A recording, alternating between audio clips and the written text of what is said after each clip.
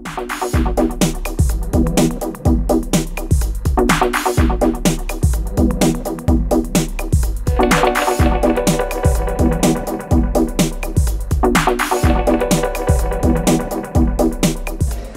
know, Claire, there's about 60 years now of research into the behavioural sciences and the persuasion process, and one of the things that this evidence tells us is that there are relatively small numbers of shortcuts or triggers that we use to navigate our way through our information overloaded life. In fact, there are only 6. And so I think those 6 are the insights that we can use to be better communicators, to influence more successfully and ethically, and apply to workplace learning programs.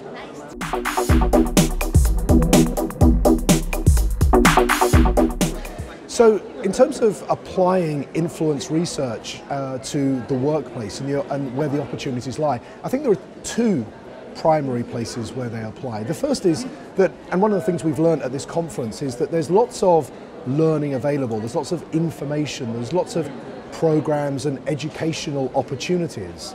So sometimes we're just competing for attention. So I think using these behavioural insights, these influence triggers, in a way to gain attention, to persuade people that they should be paying attention to the training on offer, the educational programs and how it will benefit them. I think that's one opportunity. The other opportunity, of course, is that everyone is interested in becoming more persuasive and influential in general. So learning about these principles and applying them ethically is going to be a great learning opportunity for everyone concerned.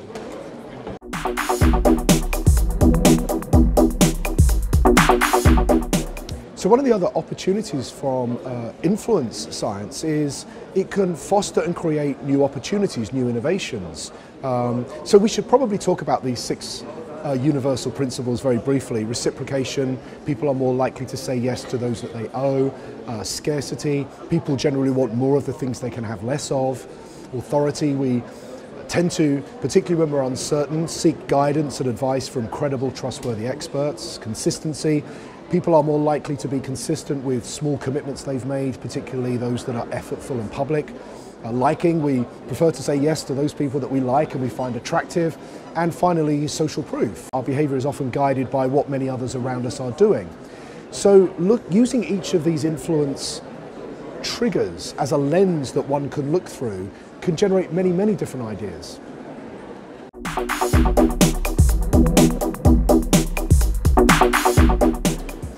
So in terms of the types of ideas that it can generate, I don't know if you've ever stayed in a hotel where you've seen one of those little cards in the bathroom that asks you to reuse your towels. And it turns out that hotels typically employ a pro-environmental message. If you reuse your towels, this is the benefit it will have on the environment, on society in general. They're quite successful, you know, about 35% of people will reuse their towels when they see that message. But employing these influence strategies and looking through a different lens enables us to think about different ways in which we can make that message more compelling. So it turns out, for example, that a significant number of people who stay in hotels will reuse their towels the longer they stay in a hotel. 4 nights or longer, about 75% of people will reuse their towels. So what if we simply put that information on the card? What if we said, join previous guests who have already used their towels by doing so while you're staying in this hotel? And when we do that, we get a 26% increase in recycling. Now, here's where the innovation now lies. The question now is if we know that people follow the lead of many others, what other environments could we use that? For example, when we write letters to citizens in the United Kingdom asking them to pay their taxes on time, we're significantly more successful if we point out that the overwhelming majority of people who already reside in the UK do pay their taxes on time. And we've sent those communications out and collected many hundreds of millions of pounds in additional revenues. You know, so innovative insights informed from behavioural science as opposed to best practice or intuition.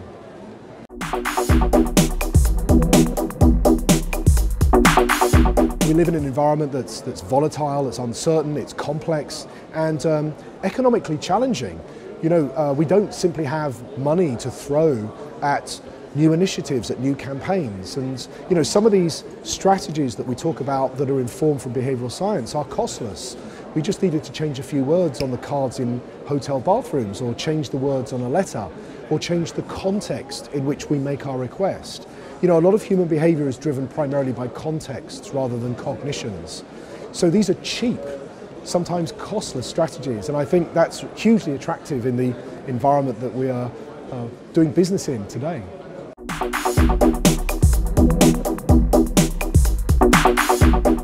So I think there's a real opportunity here to take behavioral insights and blend them with these emerging technologies. We're able to communicate so much more efficiently, effectively, instantly with people, and personalize messages through new technology.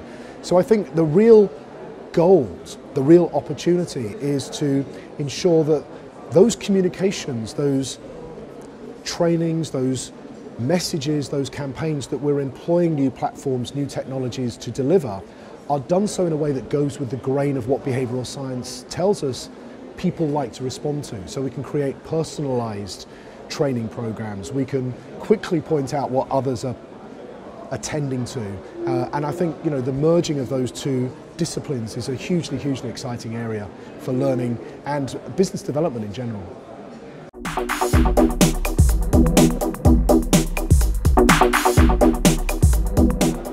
At a basic level, we look at these 6 principles and we think, oh, okay, they're pretty straightforward, I can understand them, and they are quite straightforward when one first looks at them. But there are traps in which we can fall into. So for example, the principle of social proof, this idea that we follow the lead of many others, that principle doesn't discriminate between desirable and undesirable behaviors. And so, for example, you know, if we point out what many people are doing that is undesirable in a situation, we can often end up increasing more that undesirable behavior. I can give you a couple of examples. There's a national park in the United States called the Petrified Forest National Park.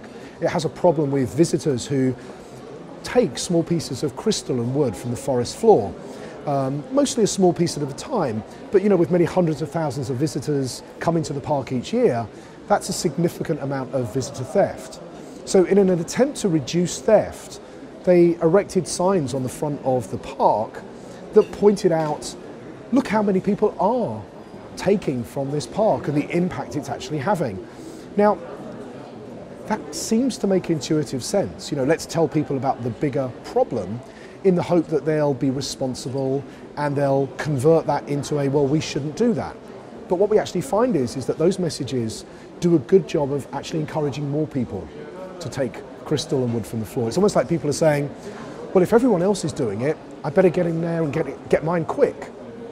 So there's an insight into social influence where it has a counter effect. It has a less than positive effect. So in general, they're generally quite easy to understand, but understanding in more detail how they operate.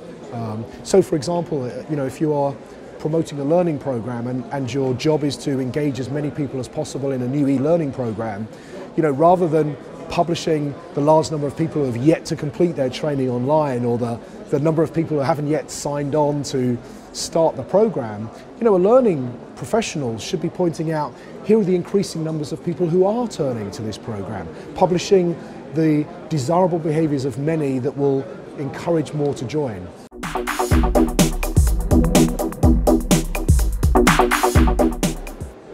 So I think probably the most surprising thing that I've learned at Online Educa is just the vast array of different experiences and opportunities and you know, stories that I've heard from everyone, you know, from gaming technicians to, you know, internet software engineers to more traditional learning professionals that are embracing online learning for the first time. But my point would always be that these are wonderful innovations, these are wonderful examples of how we can all come together and share and learn, but to do so in the context of behavior science, how people do like to be informed, how people do go with the grain of what's important and easy for them to understand. And I think that merging those numbers of things together and making it easy for people to learn in these online environments, that's hugely, hugely exciting.